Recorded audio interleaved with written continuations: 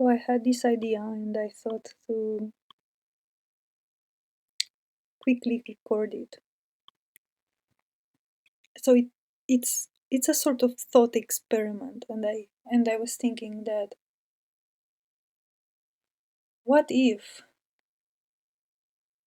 one would find itself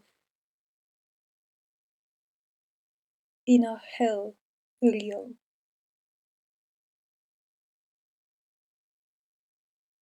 and this realm would be a lot of suffering and pain.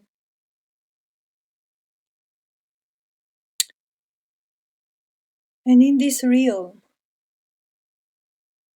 in this hell, there would be a way, a door to get out of this realm, a door to get out of the experience existing in that realm. And what if in that realm the creatures, the operators keeping that realm in place would have interests for beings to exist there in that realm, for beings to not find the door and step away or step out of that realm. So, what if there would be an interest for beings to remain there in that realm, in that hell?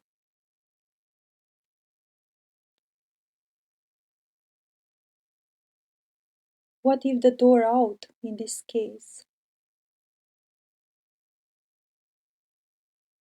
the very door that could lead one out of that hell realm, would be made to appear as the most frightful thing,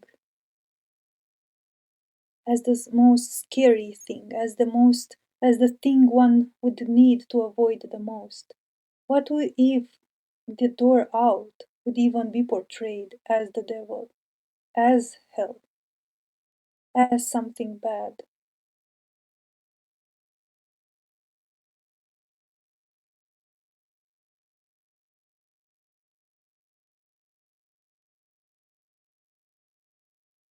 And what if the door out would be even called death? What if death is not at all what we were made to believe? What if death is not even death? What if nobody ever dies?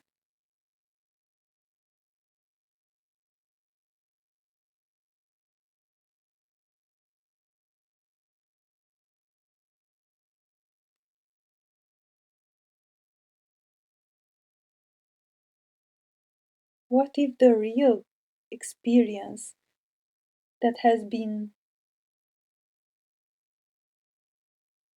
wrapped up as the scary death, what if this death is something completely different, something that unimaginably different than anything we have ever believed, heard, thought? What if death is actually something extremely different from anything that we have ever heard?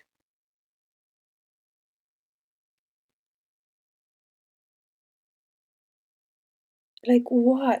Why would somebody exist in a world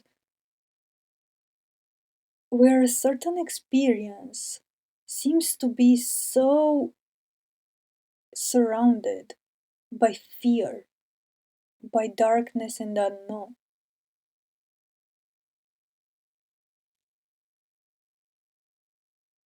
It makes me think of a movie that I've seen many, many years ago. I would have to research the name of the movie, but it was about a labyrinth, a structure, a labyrinthical structure in which people, were captured from the city, they were kidnapped and brought within this labyrinth. And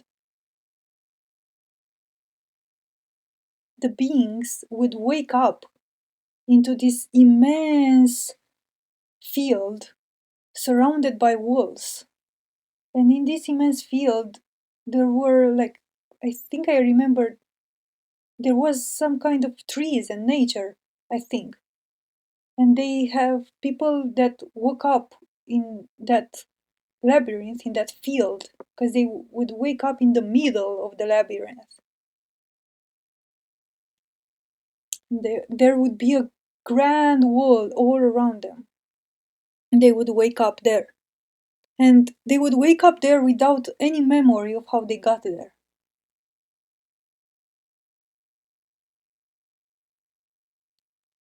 And there was this immense wall and an exit within the wall. But if they tried to go through that exit, through that door, to that opening within the wall, there was this like myth or these creatures or something that would be terrible outside of that wall. So most of them they would just remain there in that enclosed in that labyrinth without the courage to ever step out of that door to check out what's further, what's after that. And they would make a living. They would construct like small huts, small houses in which they would live, and they would create this community there within the labyrinth. They would make a life there. And then in that movie, some of them like teamed up and started to go outside, and after they went through the first door they seen that there are many doors, and it was an entire labyrinth. But it made me think of that movie, like how those people were only sitting there in the labyrinth, not having the courage to question what is after, what happens after that exit in the wall.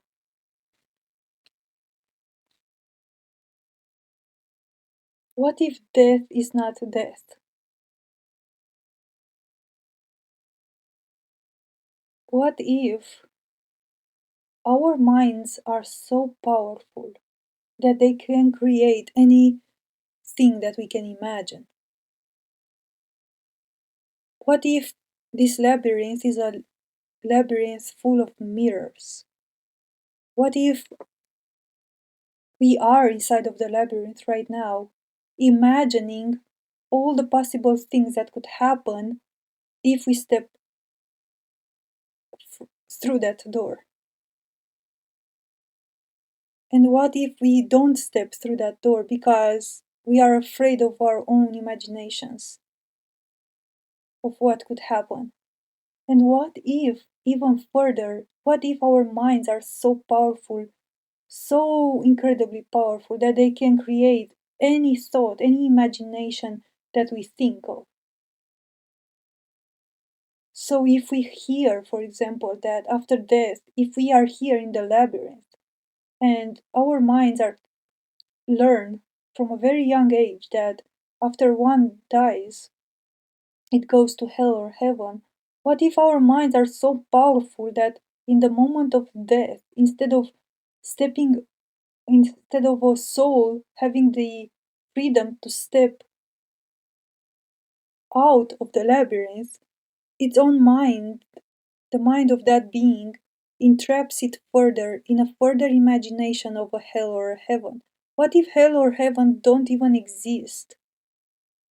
What if nothing that we have ever heard doesn't even exist outside of our own minds?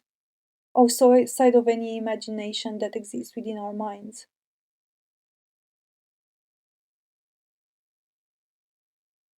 What if when somebody dies, its own mind, which is so powerful, just recreates a further realm that that being believes to exist after death. So, what if there was a door out of this entire maze, of this entire labyrinth? Oh, and the movie was called The Maze Runner. Now I remembered. So, what if there was a door out in this entire labyrinth, in this entire maze? There was a single door out. But what if, in order to further obscure and clutter that door, one that door has been surrounded by myths of what happens when you step out of that door. And what if, when a being steps out of that door, so for example, at the moment of the natural death that happens with the body, what if a being, just instead of actually stepping out, completely out of this entire game, continues to reimagine one of the myths it has heard about the game? So it just continues to remain in the maze, just goes back within the game, thinking it has moved out of it. So what if death is nothing that we have, nothing close to anything that we have ever heard of? What if it's not heaven nor hell? What if it's nothing that we could ever imagine? The question then arises, are we able to hold this blank, pristine notion of what death is within us? Are we able to maybe delete all the preconceived notions that we have ever heard about death?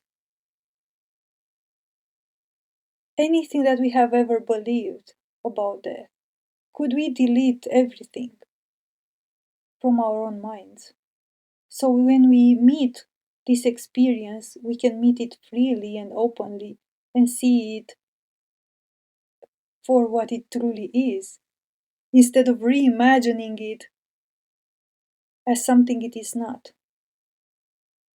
Could we meet death freely, openly, and truly, naked of any meaning, any supposition, any belief about what death could mean? And with this question in mind, could we meet life in the same way? Could we meet each moment of our life in this way?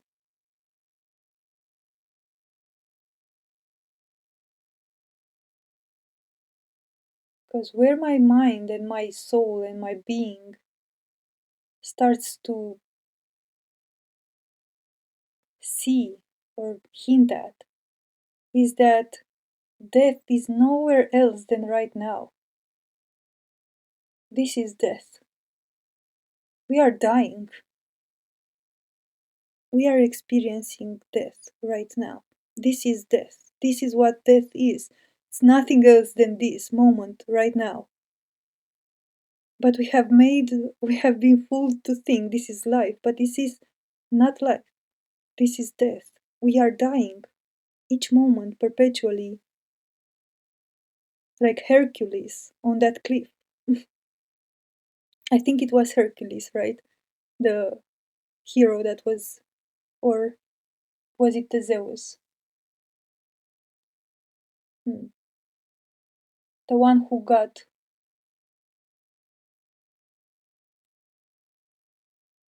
chained on that cliff and being eaten by that, um, how do you call that in English? That large bird, like vulture or aquila, or but that bird was eating its liver each night, and then the next day the liver would regenerate again, and the second night would come and it would eat it again, and then it would constantly die and regenerate its body over and over on that cliff, being chained on that cliff. So what if this is the condition we are in? What if we are experiencing a perpetual death each and each moment? dying and redying and dying over and over again in so many ways. Because I'm starting to see clearly within my being that this is death. Life, or what I have been thinking that it was life, it was not life, it was death. Experiencing death. My body and my soul and my being was experiencing what does it mean to the experience of death. What is it? This was it. What everything that happened in this life was an experience of dying, of death.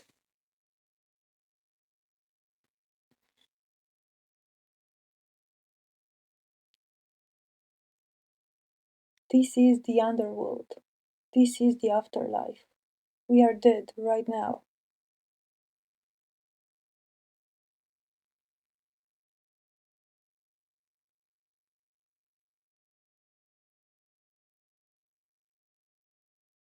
This is why we couldn't remember the past. This is why we couldn't know who we are. We are dead. This is death. As unbelievable and strange as it might sound.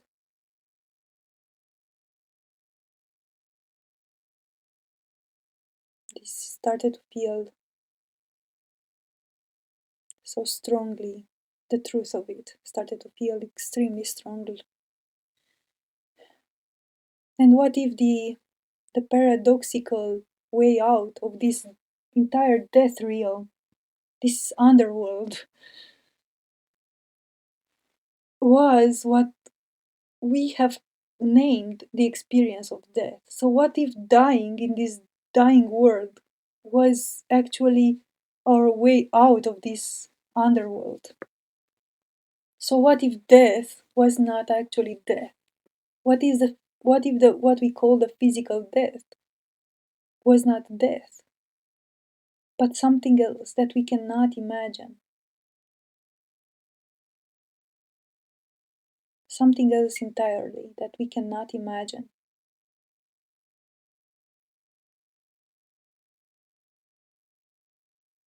And what if that is freedom?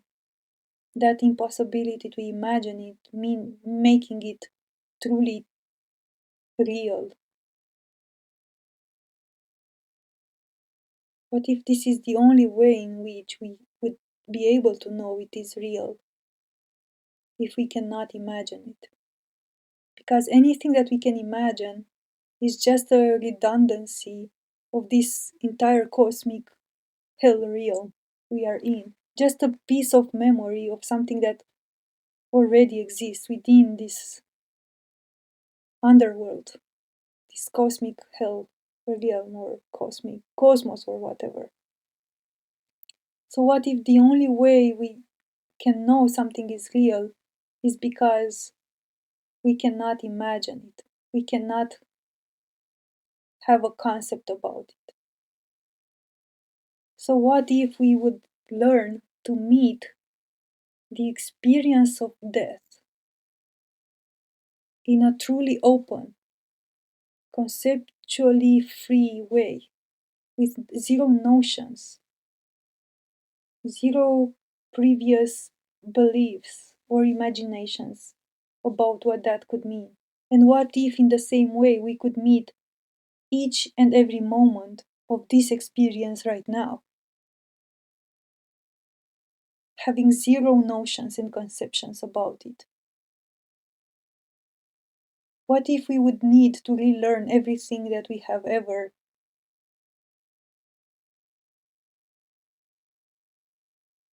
heard or believed? What if we would need to, what if the door is nowhere in the future? What if it's only here now, this moment being the door, and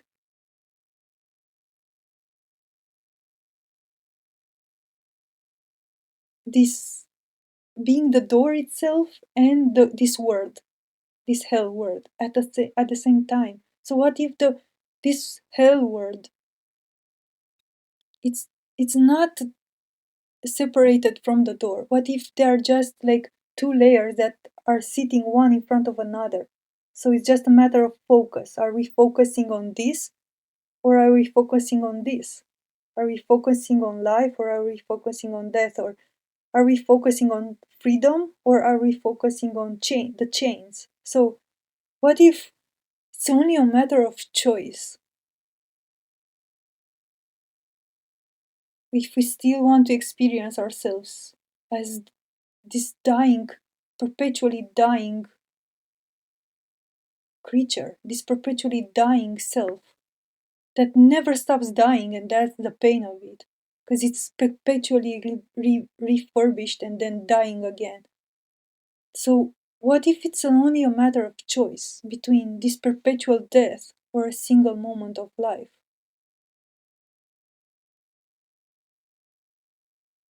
What if it's only a matter of choice? What if life and death are not something that occur to us, but something that we choose? So the question would be, can we meet this moment right now truly free of any conception, any thought, any preference or desire? Looking at this very moment, this room, everything, our body, with completely new and curious eyes, like seeing it for the first time, over and over again, each moment seeing it for the first time. For example, it's getting cold outside, and it's getting cold in the room that I am in right now. And my mind has struggled for months that, oh my god, it's cold, and the cold, it's painful, and it will destroy me, my body, or if I allow the cold, if I allow to sit in the cold. Or different other beliefs started to arise, like I am such a guilty person, or I'm punished in a way because the room is cold and I am sitting in cold. Like only dying people or people that are sentenced to death or pain just stay in cold. So my mind, like, it was getting cold outside and I refused to turn the heat on. I just wanted to stay in the coldness. But my mind started to make all these notions about I am like a poor individual, or like I am a condemned being, or like I'm guilty of something. And I've seen how my mental condition started to get worse by feeling coldness. And then just for another part of me, it just feels completely unnatural, because I should be able to decide for myself if I want to experience cold sensations in this way. Like I should be able to decide if I want to see cold as a threat or not. It's like it felt incredibly powerful. Like, why would the sensation of cold be perceived as a threat, but the sensation of warm would be perceived as something pleasurable? Like, I couldn't understand anymore. Why is this difference? There's this, just another experience, right? So the experience of cold, it's an experience, and the experience of warm, it's another experience. I should be able to decide for myself with which of these experiences I want to interact and in which way I want to interact with them. I shouldn't, like, it feels forceful to be automatically made to interact in some stable ways with some experiences. I want to create my own interactions with the experiences around me. I want to choose freely how I relate to a certain experience. So if now I decide, for example, that I want to experience cold as a threat, then so be it. But if I decide that I want to experience cold as something natural, like maybe I want to feel curious about how the sensation feels in my hands, or just interact with it for some time. Like I never interacted with coldness. Like I actually did, but I'm just saying the general mode. A person would spend all its life mostly not knowing how to interact with some of the experiences here, and so many things are made seem that like they are a threat, but maybe in reality they could be seen in so many other ways.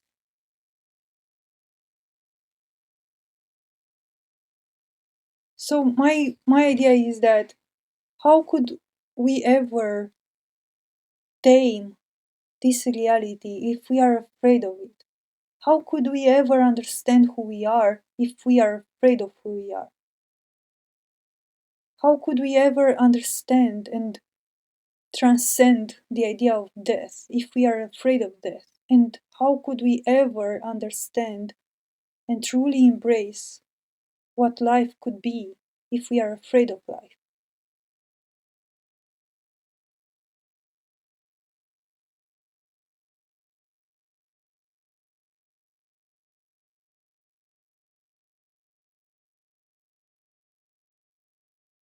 So there seems to be this question: how much can we empty our minds?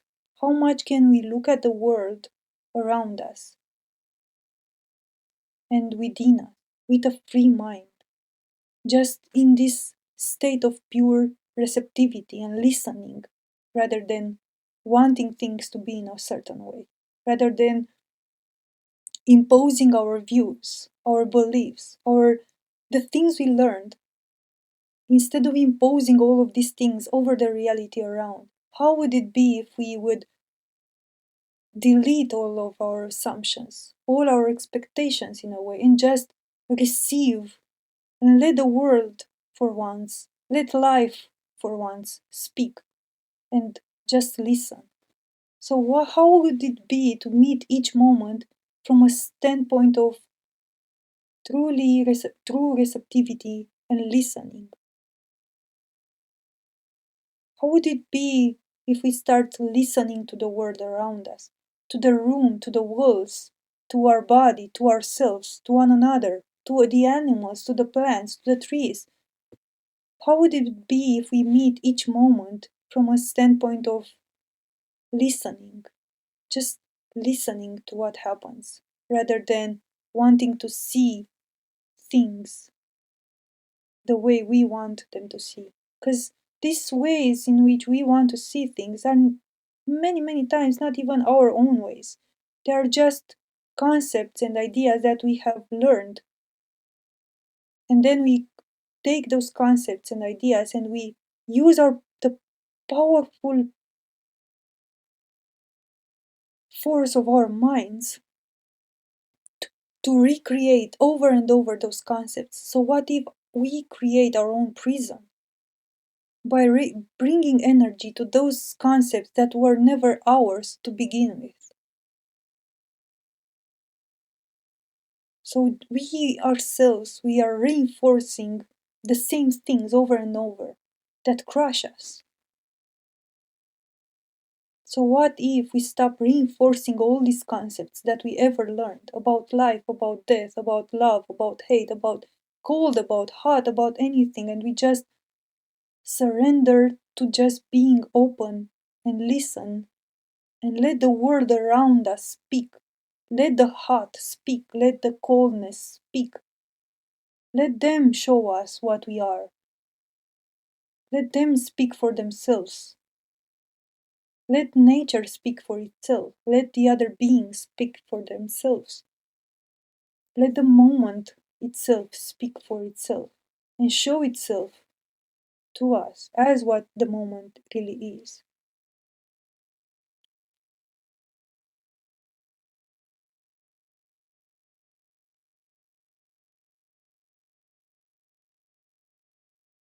It takes true courage at this moment to live like this. It takes true vulnerability to open oneself like that. But I think that after eons of time, after cycles upon cycles of time, where the human mind and the human soul has been trying so many pathways, so many things, it has used its imagination, to create so many realities, constantly speaking in a way, constantly emitting, manifesting out loud. I think it has reached, this point has been reached in which manifesting, creating, speaking has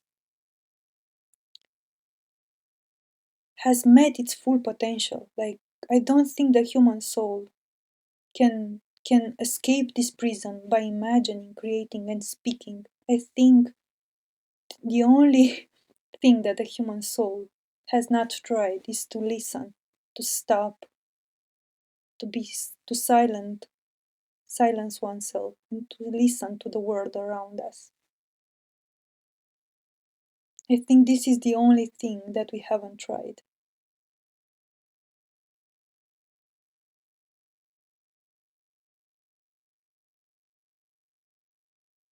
And this opens the door that no one knows what is after that door.